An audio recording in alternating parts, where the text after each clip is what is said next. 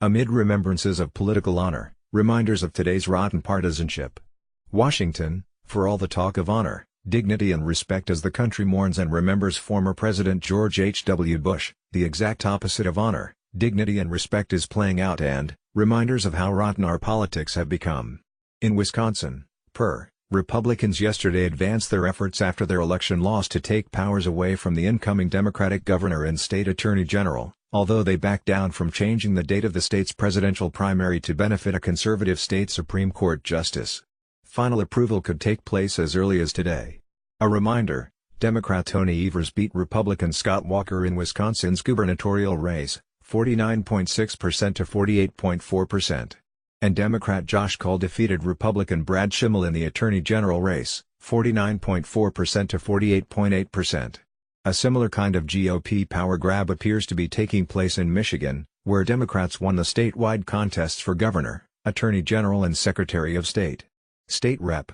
Robert Verheulen, R. Walker, introduced a bill that would allow the state House of Representatives and Senate to intervene in any legal proceedings involving the state, which has traditionally been the purview of the state attorney general or the governor's office.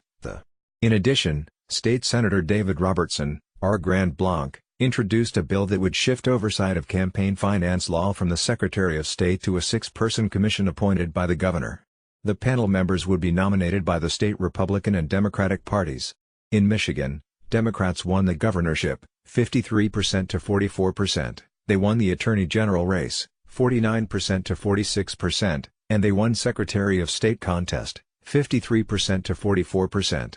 And in North Carolina, it increasingly looks like something very wrong happened in that NC9 congressional race.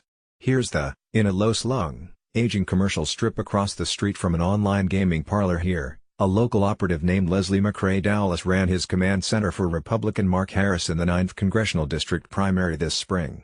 Dowless sat at a desk at the back of one of the strip's vacant storefronts, where he oversaw a crew of workers who collected absentee ballots from voters and updated the Harris campaign on the numbers, according to Jeff Smith, who is the building's owner and a former Dowless friend. Smith provided his account about the primary campaign to state investigators, who are examining whether Dowless's activities then and in the general election violated North Carolina's election laws, which allow only individual voters or designated close relatives to mail a ballot. Harris finished ahead of Democrat Dan McCready by 905 votes overall in the entire district. But in Bladen County, the election results show that Harris racked up a winning margin of 1,557 votes, more than any other Republican in the county except for a low-turnout County Board of Commissioners seat. J. Michael Bitzer, a political science professor at Catawba College in North Carolina, says the data shows that Bladen County had an absentee ballot return rate of more than 7%, compared with 4% average in other counties in the district. What's more, Bitzer said that 60% of the absentee ballots were cast for Harris, the only county in the district to do so, even though only 19% of the mail-in absentee ballots were cast by Republicans and 39% by voters who didn't identify with a party. Our politics, even back during Bush 41's days, have never been pretty. Remember Lee Atwater and Willie Horton? Or the Clarence Thomas confirmation hearings? But 30 years after that brutal 1988 presidential campaign, it's only getting worse and worse. And speaking of races for Secretary of State, Georgia today holds its runoff for this political office.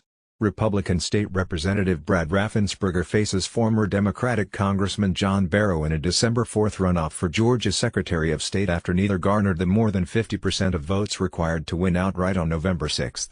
Official results show Raffensperger led by about 16,000 votes out of over 3.8 million cast. At stake in their runoff is the ability to reshape the state's election system, which came under a national microscope during the recent race for governor between Abrams and Republican Secretary of State, now Governor-elect, Brian Kemp. President Donald Trump on Monday praised former longtime associate Roger Stone for promising never to testify against him and having the guts to stand up to special counsel Robert Mueller, prompting some legal experts to suggest that could be witness tampering. Stone, who finds himself under Mueller's microscope for his possible contacts with WikiLeaks during the 2016 presidential campaign, told ABC's This Week on Sunday that there was no circumstance in which he would testify against Trump. Trump's tweet about Stone touched off a debate in legal circles, with several experts, including attorney George Conway, the husband of White House counselor Kellyanne Conway and often a strident critic of the president, taking issue with the president's comment. Conway tweeted, File under 18 U.S.C. Sections 1503, 1512, sections of U.S. Code dealing with witness tampering and obstruction of justice. Neil Katyal, acting Solicitor General under President Barack Obama, tweeted Conway was right. But others weren't so sure. Ken White, a criminal defense attorney, told NBC News that he didn't think it was a clear-cut case, though the tweet was the kind of thing that prosecutors would look at carefully.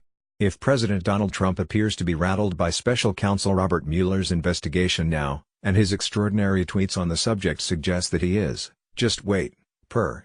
Over the next few weeks, a series of court filings are due that may shed substantial light on what Mueller has learned from people who once sat in Trump's inner circle. That could happen as soon as Tuesday, when Mueller is scheduled to file a detailed memo in support of the sentencing of former National Security Advisor Michael Flynn. That memo would include information about any bad acts Flynn committed for which he was not charged, and details about his cooperation with the special counsel.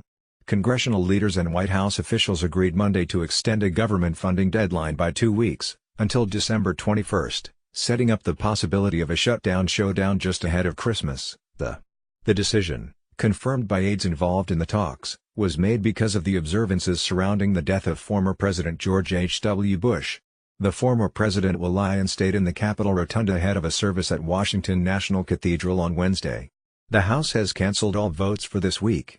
Chuck Todd is moderator of an NBC News political director. Mark Murray is a senior political editor at NBC News. Carrie Dan is a political editor for NBC News.